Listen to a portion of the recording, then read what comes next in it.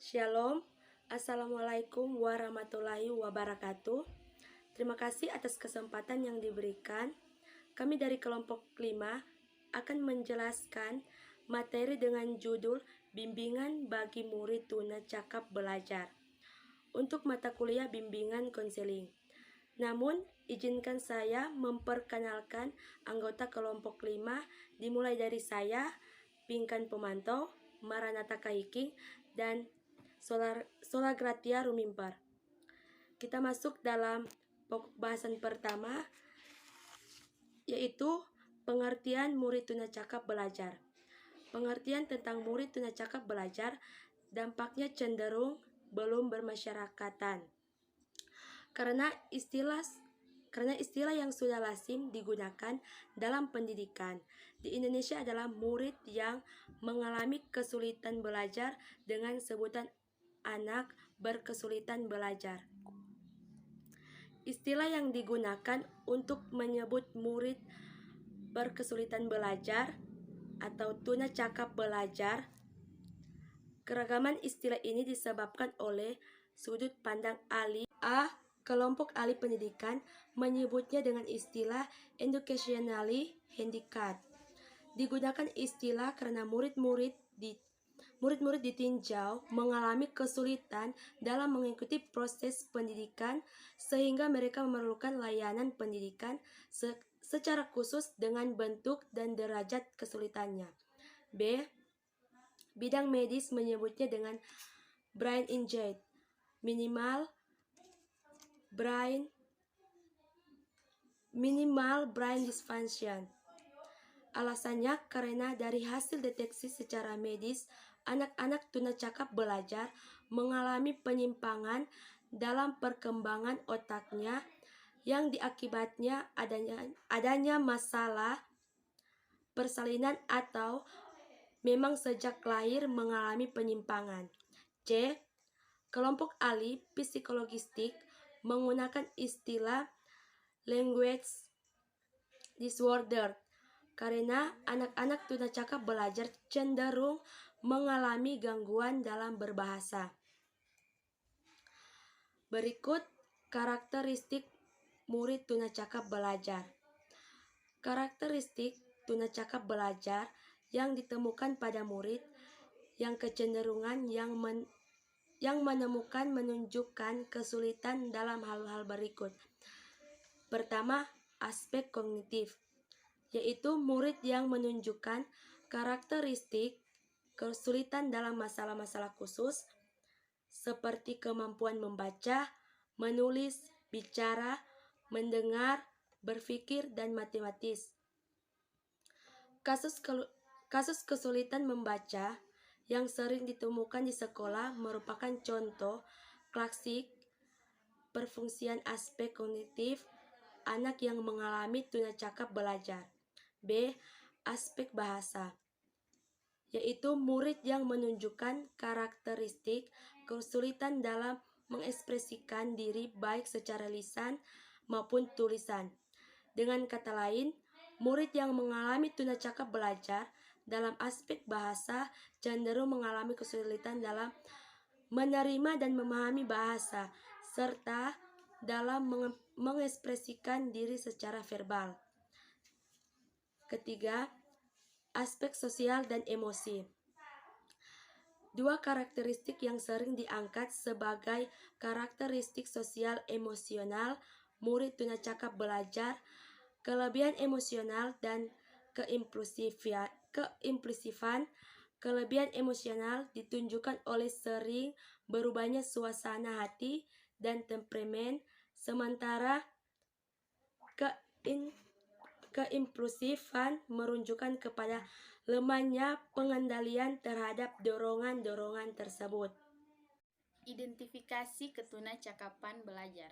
Prosedur identifikasi dan metode pengajaran yang digunakan untuk murid yang mengalami tuna cakap belajar memiliki prinsip-prinsip dasar yang perlu dipahami para guru sebagai berikut. Yang pertama, tes atau teknik evaluasi lain harus diberikan dalam bahasa anak dapat dipahami oleh anak. Yang kedua, tidak ada prosedur tunggal yang bisa digunakan untuk menentukan program pendidikan yang layak bagi anak berkesulitan belajar. Yang ketiga, evaluasi harus dilakukan oleh tim dari berbagai disiplin, setidak-tidaknya terdiri atas seorang guru atau ahli yang lain mengetahui masalah berkesulitan belajar. Berikut merupakan prosedur lain yang diperlukan dalam menilai seorang murid yang diduga memiliki tuna cakap belajar yang khusus. Yang pertama, seorang anak dikatakan mengalami tuna cakap belajar jika murid tidak mampu mencapai prestasi sesuai usia dan tingkat kecakapan dalam satu atau lebih bidang. Yang kedua, seorang murid tidak diidentifikasikan mengalami tuna cakap belajar jika kesenjangan antara kecakapan dengan prestasi disebabkan oleh yang pertama, hambatan visual, pendengaran, atau motorik. Yang kedua, keterbelakangan mental. Yang ketiga, gangguan emosional. Yang keempat, ketidakberuntungan lingkungan, kultural, atau ekonomis. Faktor-faktor yang menimbulkan ketunacakapan belajar. Jerome Rosner 1993 melihat bahwa hal-hal yang paling umum secara langsung berkaitan dengan masalah kesulitan khususnya dalam ketunacakapan belajar murid di tingkat sekolah dasar ialah keterlambatan di dalam perkembangan keterampilan perseptual dan kecakapan dasar berbahasa. Selanjutnya, Kephart 1967 mengelompokkan penyebab ketunacakapan belajar dalam kategori utama yaitu Kerusakan otak. Kerusakan terjadi karena saraf dalam satu kasus seperti meningitis dan taksosis. Kondisi seperti ini dapat menimbulkan gangguan fungsi otak yang diperlukan untuk proses pembelajaran pada anak dan remaja. Demikian pula dengan anak-anak yang mengalami minimal brain diffusion pada saat lahir akan menjadi masalah besar pada saat anak mengalami proses pembelajaran. B. Faktor gangguan emosional. Gangguan emosional terjadi karena adanya trauma emosional yang berkepanjangan sehingga mengganggu hubungan fungsional sistem urat syaraf. Dalam kondisi seperti ini, perilaku-perilaku yang sering terjadi seperti perilaku pada kasus kerusakan otak. Namun demikian, tidak semua trauma emosional menimbulkan gangguan pada pembelajaran anak. C. Faktor pengalaman. Faktor pengalaman mencakup faktor-faktor seperti kesenjangan perkembangan dengan kemiskinan, pengalaman-pengalaman.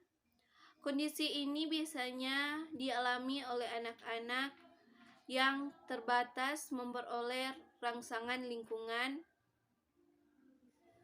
yang layak atau tidak pernah memperoleh kesempatan untuk mendapati peralatan atau mainan tertentu, di mana kesempatan semacam ini dapat mempermudah anak dalam perkembangan keterampilan manipulatif dalam penggunaan alat tulis seperti pulpen atau ballpoint.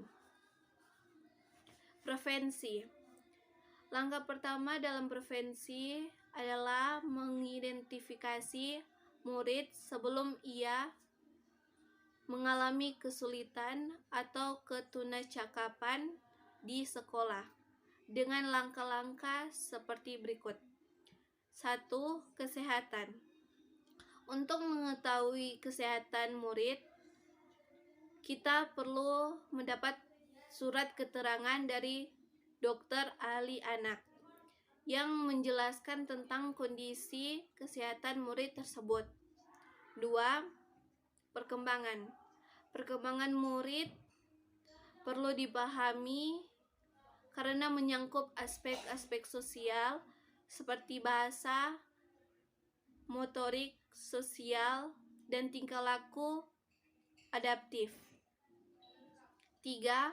Penglihatan dan pendengaran.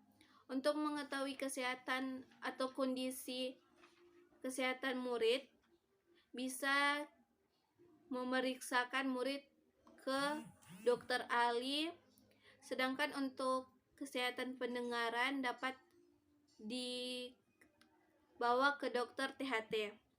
4. Keterampilan dan perseptual. Untuk mengetahui keterampilan perseptual ini dapat melalui pemeriksaan di samping aklimata, juga dapat melalui tes psikologi tentang keterampilan perseptual, pendengaran, dan penglihatan. 5. Usia prasekolah. Dewasa ini banyak anak yang masuk sekolah sebelum usia 5 tahun. Dalam hal ini, mereka perlu dipilih secara hati-hati apakah akan mengalami resiko atau tidak. 6. Usia masuk TK. Menurut aturan, anak-anak tidak boleh masuk TK sebelum usia 5 tahun. Pada kenyataan, kita bisa temukan anak yang belum berusia 5 tahun sudah menampilkan perkembangan yang baik dalam perilaku sosial, bahasa, dan penyesuaian dirinya. Namun, anak tersebut relatif masih sangat cerdik. Sekian dari kelompok kami, diucapkan terima kasih.